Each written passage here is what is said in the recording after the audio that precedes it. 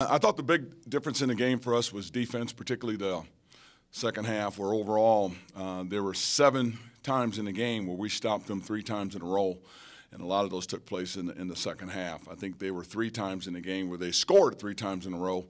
That was in the first half, and then only did that. They did that only 1 time in the second half. So defensively, I felt like we really stepped up. And for this team, it's going to be. I think this game was going to be a microcosm of our season, where they started out, felt like they were jittery, nervous, didn't shoot the ball extremely well. And as the game went on, they kind of grew up during the course of the game to play this team. And they're going to have to do the same thing over the course of a year with the competition that's starting to come in here a week from Sunday. So it's nice to get this one out of the way and play in front of crowds. We also have a long way to go. I guess it would have been easy for a group of young players who haven't played together to kind of fold in a game where they're down by 13 points in the first half. Does that at least kind of speak to their persistence and being able to play together and come back from a deficit like that? I think it speaks to their character. I think this is a really, really good group of kids, and the only thing that wasn't happening for them was the ball was not going in. And I thought we rushed a couple of shots, guys trying to do too much. Milan came into the game and really settled us down and started to score. And then when Robo hit that groove that we see every day, that was the difference in the game we got going offensively. But it speaks tremendously, I think, to their character, their ability to not fold. And we're going to have to lean on that character because we're going to be in some adverse situations this year with this group until we kind of grow up and gel and come together.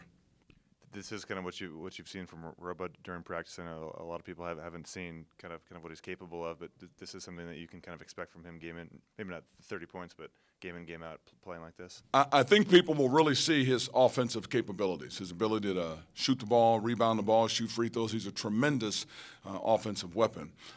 What will really help him, and what you did not see today, is Deontay Daniels getting on his game. When you talk about Milan, he drove the ball and scored well, but KJ scores it, Arenze scores it. We can really score.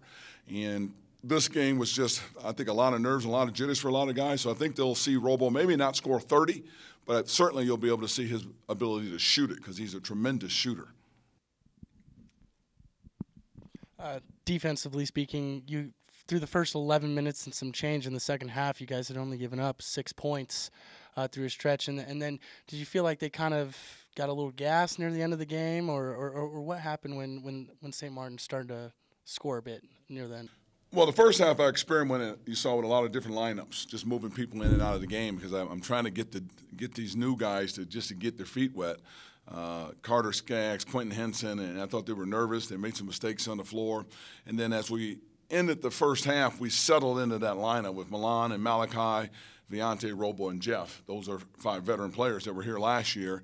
And to start the second half, I thought they really set the tone again. But at some point in time, you got to go to that bench.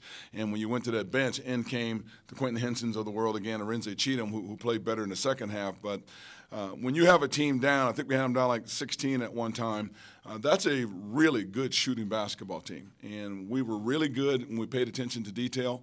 But when you forgot something, didn't rotate the right way, they're a good enough team. I don't care what level they play. They're good enough shooters. They made you pay. So it was more about our breakdowns, but more about the way they shot that ball and they stayed in there.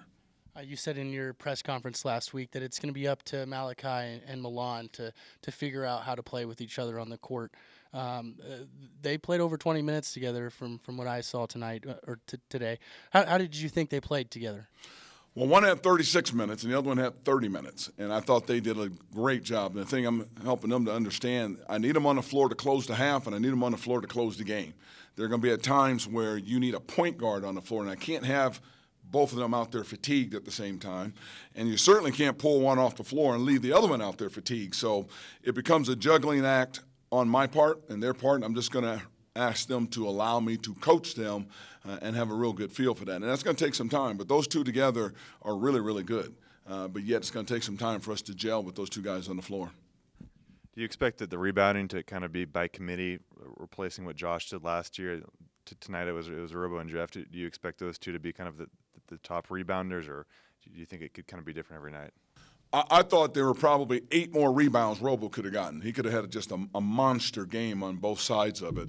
I thought Jeff was pretty active, but until we get Drick back, Drick Bernstein, and you don't have Cooper out there, Devontae Cooper, who won't – he's not as mobile as Drick, but Drick is a really good athlete that'll really man the post and be able to give Jeff an opportunity to rest and rebound the ball better. So we're playing with a small team at times, because when you get Jeff or Robo off the floor, you got to bring in a Keith Langston at 6'5" with the Renze. That's not very big. So that becomes a rebound problem there. But when we can stay big and still stay athletic and still stay fast, which we can do with Drick, I think it'll help our rebounding a lot. And more importantly, it'll give us a chance to get out and run in transition. That first half, there were 8 second-chance points that we gave up on the glass, and then we had 3 turnovers, which were another 6 points because they're out front. So you gave up 14 points just by not rebounding and unforced turnovers out front.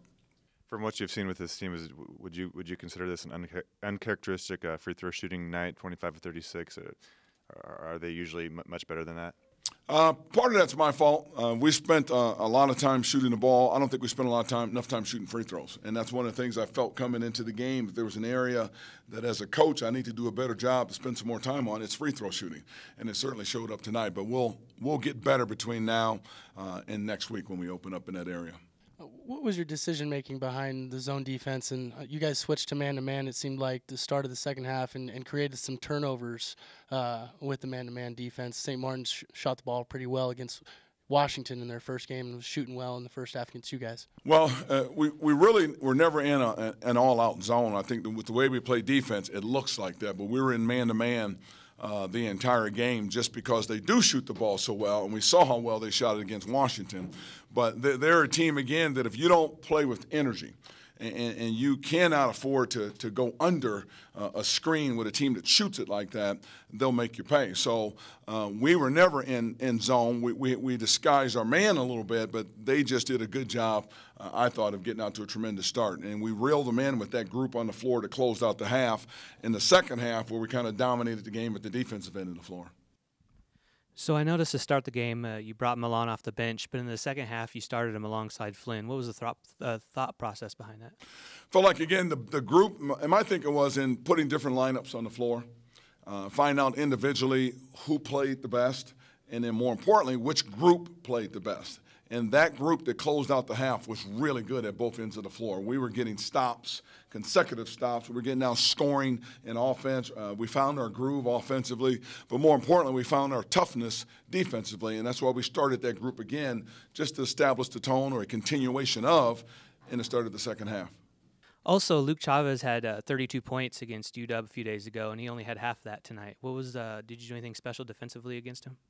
Well, UW played the zone, and I think it gave them a lot of looks early in the game. With us, we did a good job of running them off the three-point line and running those guys off of screens because they shoot it so well, and that was the difference in the game, not giving him as many free looks as he had in the UW game.